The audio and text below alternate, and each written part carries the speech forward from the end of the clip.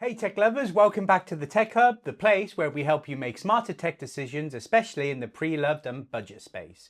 If you're into action cameras and you've been browsing eBay wondering whether the GoPro Hero 11 is still worth it in 2025, this one is for you. So let's get into it and let's start the episode.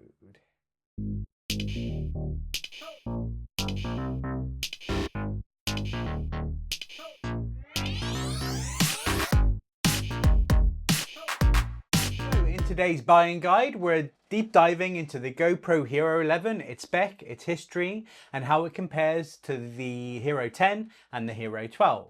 Most importantly, we'll look at the current eBay pricing and whether its 2022 release still holds up for creators, travelers, and everyday users. So my history with the GoPros, I've had GoPro Hero 7s, which are legendary, which are great for just static cameras left in the corner somewhere. So I got this one for my 40th birthday after using my GoPro Hero 7 as extra cameras for my live streaming on YouTube, and then stopped using after retiring my drum channel. However, these last few months, I've been using it for B-roll for this channel, and I will be using it with my kids during the summer holidays when we go out and make videos on days out and family trips. So that's my history with the GoPro, and I absolutely love them.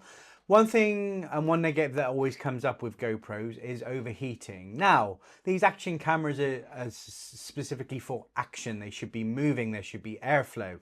If you're using them on a hot day in a static environment, not moving them, they will overheat. Fact. Nothing you can do about it. But they are working on it, and this one is supposed to be considerably a lot better. Now, one of the reasons I love GoPro so much is this tripod. Again, you can get other tripods, but I find the GoPro stuff, just like with Apple, is next level build quality. So these are some of my favorite accessories as well. So love the official GoPro tripod. Now with the GoPros, you do get the case, which is just great to keep it comfortable. Now some key accessories as well. This one started coming with the Enduro battery. So the ones before, the batteries weren't so good, or for me, during a 2-hour video, I'd have to change the batteries at least once. These Enduro ones are a lot better, and they give you 30 to 40% more. In my testing with this one, I can see it, it's happening. Other key accessories, battery charger as well, that's ideal. Always have your batteries charged, so I've usually got one in the camera, two on the side, charged up, ready to go. So that's what we're doing today on my initial thoughts. Now let's get into the history and specification. So the Hero 11 Black was released in September 2022 alongside a similar variant, the Hero 11 Black Mini, which launched in October that year. At the time, it brought some meaningful upgrades over the Hero 10, particularly in sensor size and video flexibility. Here are the key specs. So it has a new 1/1.9 sensor versus a 1/2.3-inch sensor on the Hero 10. Has 5.3K video at 60 frames per second and 4K at 120 frames per second. Has hypersmooth 5.0 stabilization and 10-bit color support for improved footage. Improved battery life with the Enduro battery. Waterproof up to 10 meters. Dual screen display on the black version, and Bluetooth audio support. So webcam mode and easily do cloud backups. Now the dual screen is one on the front for like selfies and stuff like that, and one on the back, which is great. So for its time, it was a powerful upgrade, especially for creators looking for color grading, flexibility, and smoother stabilization. It's also a mode that you can then choose what framing you want to do after it, which I think is great. So you don't have to decide in the moment horizontal, vertical, whatever. You can just do it after, which is great. Now let's do some comparison here and talk about the pricing. So how does the Hero 11 stack up today compared to the Hero 10 and the Hero 12?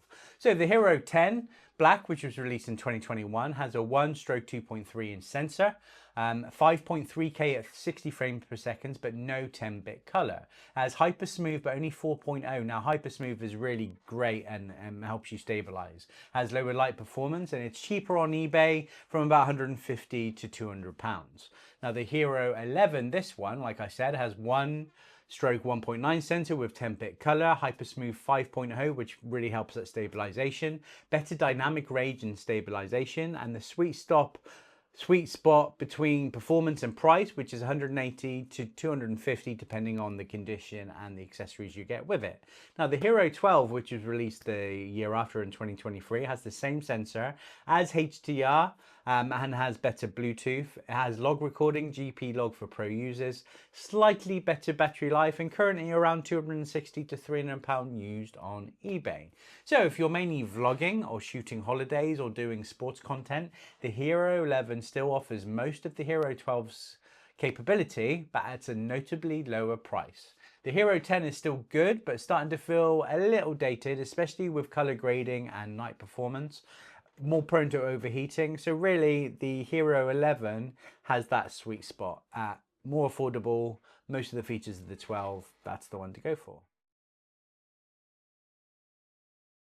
So let's summarize. So is the GoPro Hero 11 still worth it in 2025? Absolutely, yes it is. If you find one in good condition, it strikes a brilliant balance between modern performance and price, especially on the pre-loved market. Now, where you can add extra value and help you decide which bundle to go for is that bundle. Get as many accessories as you want, but accessories you're going to use. If you're deciding between the Hero 10, 11 and 12, the Hero 11 is that sweet spot.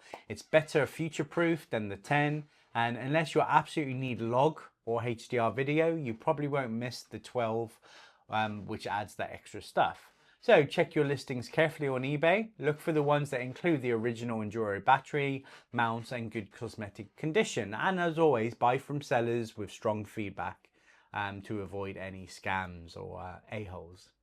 So pricing can be volatile and a bit unpredictable, like I said with the Apple Watch. But they are around 200 to 300 pound depending on those conditions and accessories. For me, you want to get as many accessories with it to add that value. And of course, the best deal you get will be in an auction if you can invest that time and have patience and do your research. Now, some bundles, just everyone gives away the same stuff like the floaties and loads of clips. Nobody uses them. That's why they're in the bundles. Choose accessories that are important to you and the way you're going to shoot and what you're going to use. So thanks for watching the Tech Hub buying guide. Don't forget to like, subscribe and drop a comment if you've used any of these GoPros or if you want help choosing one for your needs. And as always, please be kind with those comments. Please follow me on Instagram and Threads at Tech Hub World UK and check out my website at www.techhubworlduk.co.uk and I'll catch you in the next one.